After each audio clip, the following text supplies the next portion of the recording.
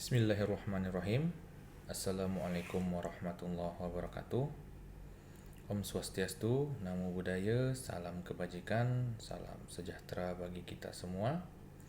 Perkenalkan, nama saya Ahmad Riyad Fahlevi, peserta Latsar CPNS Kemenak tahun 2021, Angkatan 2, Kelompok 4. Pada video kali ini, saya akan mereview tentang analisis isu kontemporer sebagai salah satu tugas individu yang diberikan tutor kami, yakni Ibunda Juliati Kasihati Hasibuan, dalam kegiatan Latsar CPNS Kementerian Agama tahun 2021. Perubahan merupakan sesuatu hal yang pasti terjadi. Perubahan baik langsung ataupun tidak langsung pasti mempengaruhi perilaku manusia. Sebagai ASN, kita harus menganalisa isu-isu tersebut agar dapat beradaptasi dengan pembaruan-pembaruan yang terjadi, sehingga kita tidak tertinggal jauh terhadap perubahan-perubahan tersebut. Dalam menyikapi suatu perubahan, ASN dituntut bersikap kreatif dan inovatif dalam melaksanakan pelayanan kepada masyarakat. Sejalan dengan tujuan reformasi birokrasi, terutama untuk mengembangkan PNS yang menjadi pegawai yang transformasional. Artinya PNS bersedia mengembangkan cita-cita dan berperilaku yang bisa diteladani, menggugah semangat, serta mengembangkan makna dan tantangan bagi dirinya, merangsang dan mengeluarkan kreativitas, dan berupaya melakukan inovasi, menunjukkan kepedulian, sikap apresiatif, dan mau membantu orang lain. Menjadi PNS yang profesional memerlukan pemenuhan terhadap beberapa syarat, yakni pertama, mengambil tanggung jawab, kemudian menunjukkan sikap mental positif, mengutamakan keprimaan, menunjukkan kompetensi, serta memegang teguh kode etik. Perubahan yang terjadi saat ini sangat dipengaruhi oleh perubahan global yang memaksa semua bangsa untuk berubah agar tidak tertinggal. Perubahan ini ditandai dengan tidak adanya lagi batas terhadap arus informasi di tiap negara, di mana kita bisa mengakses setiap informasi dari seluruh negara dengan cepat saat ini juga. Kita sebagai manusia memiliki modal untuk menghadapi perubahan-perubahan di lingkungan strategis tersebut, sehingga hal-hal dari luar yang datang kepada kita tidak menggurus nilai-nilai kehidupan berbangsa dan bernegara kita. Modal tersebut antara lain, yang pertama, modal intelektual. Karena pada dasarnya, setiap manusia memiliki rasa ingin tahu, proaktif, dan inovatif, yang harus dikembangkan untuk mengolah setiap perubahan. Penerapannya seperti semakin banyak pengetahuan yang kita dapat, maka semakin adaptiflah kita sebagai menyikapi perubahan-perubahan yang strategis. Yang kemudian, modal kecerdasan emosional. Dalam menghadapi perubahan, ASN dituntut memiliki kecerdasan emosional. Pada dasarnya, PNS itu melayani banyak orang, sehingga kemampuan mengelola kecerdasan emosional menentukan kesuksesan PNS dalam melaksanakan tugasnya dan mengambil tindakan yang sesuai dalam berinteraksi dengan orang lain. Kemudian modal sosial. Modal sosial seperti jaringan kerjasama antar warga, sehingga terbangun hubungan kerja dan hubungan interpersonal yang lebih akrab. Kemudian modal ketabahan. Dalam menyikapi perubahan, manusia memiliki beberapa tipe. Apakah itu orang yang memilih lari dari perubahan, ataukah orang yang setengah hati menerima perubahan, atau orang yang semangat dan pantang menyerah dalam menghadapi perubahan. Kemudian ialah model etika. Ada 4 komponen moral, yakni integritas, bertanggung jawab, penyayang, dan pemaaf. Organisasi yang berpegang pada etika, citranya pasti akan baik pula. Kemudian modal kesehatan jasmani. Modal ini adalah manifestasi dari semua modal yang insani yang kita bahas sebelumnya. Badan yang sehat pasti akan membuat semua modal yang itu menjadi maksimal. Terkait isu-isu strategis kontemporer di Indonesia yang mempengaruhi kinerja ASN, salah satunya ialah korupsi. Korupsi merupakan sesuatu yang tidak asing di telinga kita, mungkin kerap terjadi di lingkungan ASN. Korupsi menurut KBBI dapat diartikan sebagai penyelewengan atau penyalahgunaan uang negara atau perusahaan untuk keuntungan pribadi atau orang lain. Menurut Undang-Undang Nomor 31 Tahun 99 tentang Pemberantasan Tindak Pidana Korupsi dan Undang-Undang Nomor 20 Tahun 2001 tentang perubahan atas Undang-Undang Nomor 31 Tahun 99 tentang Pemberantasan Tindak Pidana Korupsi, bentuk korupsi dapat dibedakan menjadi: yang pertama, melawan hukum, memperkaya diri orang atau badan yang merugikan keuangan dan perekonomian negara. Yang kedua, menyalahgunakan kewenangan karena jabatan, kedudukan yang dapat merugikan keuangan, kedudukan yang dapat merugikan keuangan negara. Yang ketiga, penyuapan. Yang keempat, penggelapan dalam jabatan. Yang kelima, pemerasan dalam jabatan. Yang keenam, berkaitan dengan pemborongan. Yang ketujuh, gratifikasi. Pada dasarnya, sebab manusia terdorong untuk melakukan korupsi antara lain dari faktor individu seperti tamak, moral yang lemah, dan gaya hidup yang konsumtif. Kemudian ada faktor lingkungan. Faktor lingkungan seperti sikap masyarakat terhadap korupsi. Di antaranya, masyarakat tuh menghargai seseorang yang kaya tanpa kurang mengkritisi dari mana kekayaannya tersebut. Masyarakat kurang sadar bahwasanya mereka sebenarnya adalah korban dari korupsi itu sendiri. Kemudian aspek ekonomi pula. Aspek ekonomi di mana keadaan pendapatan tidak mencukupi atau pendapatan lebih sedikit daripada kebutuhan. Kemudian aspek politis, yang kemudian aspek organisasi. Membangun sikap anti korupsi. Tindakan untuk membangun sikap anti korupsi sederhana, misalnya dengan cara bersikap jujur dalam kehidupan sehari-hari, mengajak orang-orang untuk bersikap jujur, dan menghindari perilaku-perilaku korupsi sederhana seperti tidak menggunakan calo dalam membuat SIM, dan sebagainya. Kemudian menghindari perilaku yang merugikan kepentingan banyak orang, seperti tertib berlalu lintas, mengantri, dan tidak membuang sampah sembarangan.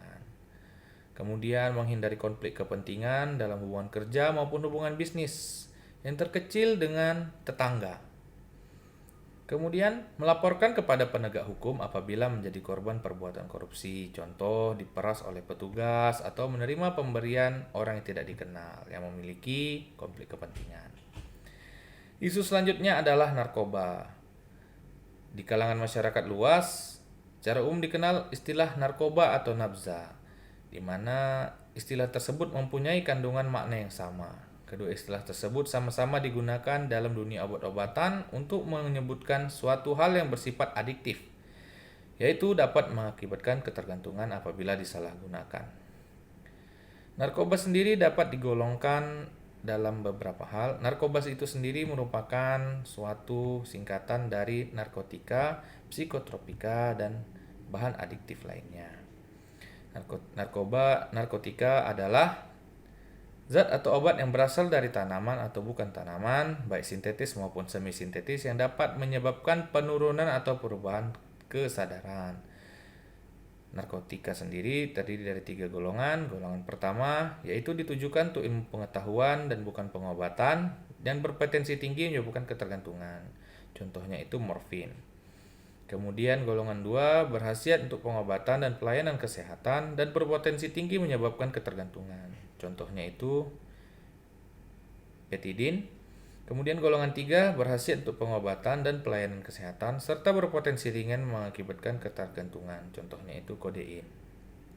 Kemudian psikotropika adalah zat atau obat baik alamiah maupun sintetis bukan narkotika yang berhasiat psikoaktif yang melalui pengaruh selektif pada susunan saraf pusat yang menyebabkan perubahan khas pada aktivitas mental dan perilaku.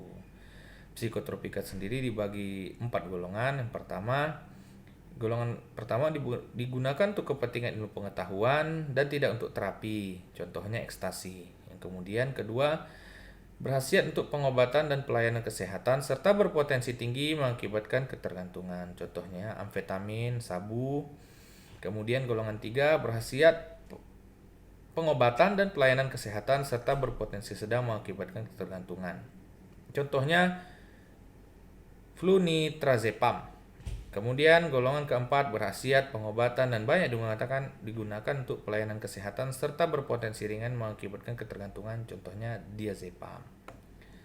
Di Indonesia, Undang-Undang tentang Narkotika diatur pada Undang-Undang Nomor 5 Tahun 1997 tentang psikotropika, Undang-Undang Nomor 22 Tahun 1997 tentang narkotika, dan Undang-Undang Nomor 35 Tahun 2009 tentang narkotika yang merupakan juga dasar dari aturan Badan Narkotika Nasional.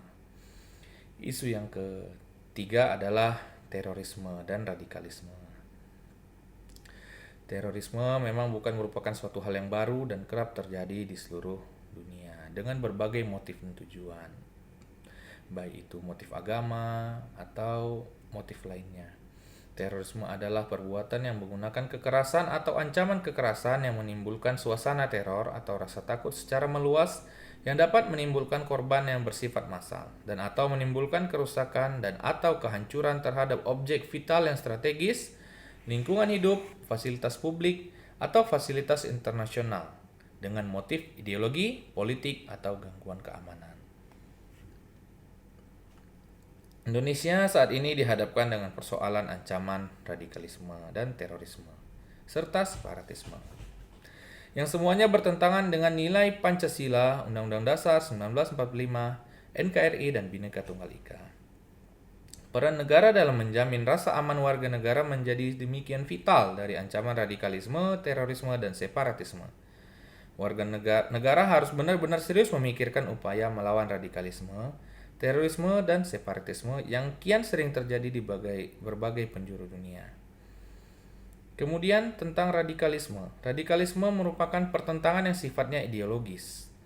Penyebaran radikalisme di Indonesia telah merasuki semua lapisan masyarakat tanpa dipilah secara kaku, baik dari kategori usia, strata sosial, tingkat ekonomi, tingkat pendidikan, maupun jenis kelamin.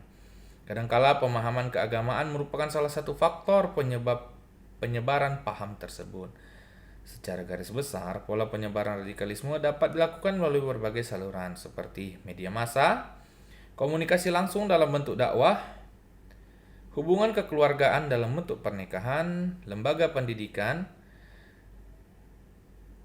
yang digaungkan oleh kelompok-kelompok radikal teroris di era globalisasi, yang telah mampu memanfaatkan kekuatan teknologi dan informasi internet, khususnya media sosial, sebagai alat propaganda sekaligus rekrutmen anggota. Radikalisme memiliki berbagai keragaman, antara lain radikalisme gagasan, milisi, separatis, atau kelompok pemberontakan, premanisme, terorisme, yaitu kelompok yang secara langsung dengan cara kekerasan dan menimbulkan rasa takut yang luas. Dalam membangun kesadaran anti-terorisme, upaya yang dapat dilakukan yaitu pencegahan, penindakan, dan pemulihan yang merupakan program pemerintah. Kita sebagai masyarakat, apalagi ASN, harus ikut membangun kesadaran anti-terorisme seperti menanamkan pemahaman bahwa terorisme sangat merugikan. Kemudian menciptakan kolaborasi antar organisasi kemasyarakatan dan pemerintah untuk mencegah tersebarnya pemahaman ideologi ekstrim di lingkungan masyarakat. Kemudian membangun dukungan masyarakat dalam deteksi dini potensi radikalisasi dan terorisme. Kemudian mensosialisasikan teknik deteksi dini terhadap serangan teroris. Kemudian pemahaman materi terkait bahaya terorisme, pendidikan formal dan informal, dan sebagainya. Kemudian money laundering. Dalam terjemahan bahasa Indonesia, money laundering adalah aktivitas pencucian uang. Terjemahan tersebut tidak bisa dipahami secara langsung karena akan menimbulkan perbedaan cara pandang. Kemudian proxy war. Proxy war merupakan istilah yang menunjuk konflik antar dua negara di mana negara tersebut tidak serta-merta terlibat langsung dalam peperangan karena melibatkan proksi atau kaki tangan. Perang proksi merupakan bagian dari modus perang asimetrik sehingga perbedaan jenis dengan perang konvensional. Perang asimetrik bersifat irregular dan tidak dibatasi oleh besaran kekuatan tempur atau luasan daerah pertempuran. Perang proksi memanfaatkan perselisihan eksternal atau pihak ketiga untuk menyerang kepentingan atau kepemilikan teritorial lawannya. Yang terakhir, isu yang sedang berkembang ialah cybercrime, hate speech, dan hoax. Cybercrime atau kejahatan cyber merupakan bentuk kejahatan yang terjadi dan beroperasi di dunia maya dengan menggunakan komputer, jaringan komputer, dan internet. Pelakunya pada umumnya harus menguasai teknik komputer, algoritma, pemrograman, dan sebagainya, sehingga mereka mampu menganalisa sebuah sistem dan mencari celah agar bisa masuk, merusak, atau mencuri data atau aktivitas kejahatan lainnya. Hate speech atau ujaran kebencian dalam bentuk provokasi, hinaan, atau hasutan yang disampaikan oleh individu ataupun kelompok di muka umum atau ruang publik merupakan salah satu bentuk kejahatan dalam komunikasi massa. Dengan berkembangnya teknologi informasi serta kemampuan dan akses pengguna media yang begitu luas, maka ujaran kebencian yang tidak terkontrol sangat mungkin terjadi. Kemudian adalah hoax atau berita bohong atau berita yang pesan yang tidak isinya tidak dapat dipertanggungjawabkan. Sifatnya lebih banyak mengadu domba, kelompok-kelompok menjadi sasaran dengan isi pemberitaan yang tidak benar. Pelaku hoax dapat dikategorikan aktif dan pasif.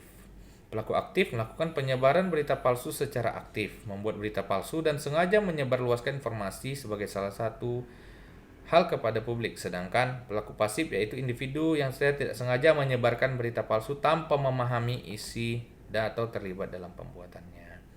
Sebagai ASN, kiranya kita harus bijak menghadapi isu-isu strategis yang berkembang. Jangan sampai isu-isu yang menjadi pengaruh buruk bagi ASN dalam pelayanan ke masyarakat. Karena dari beberapa isu tadi, sedikit banyaknya terkadang mempengaruhi ASN dalam bekerja. Demikian hal yang dapat saya sampaikan.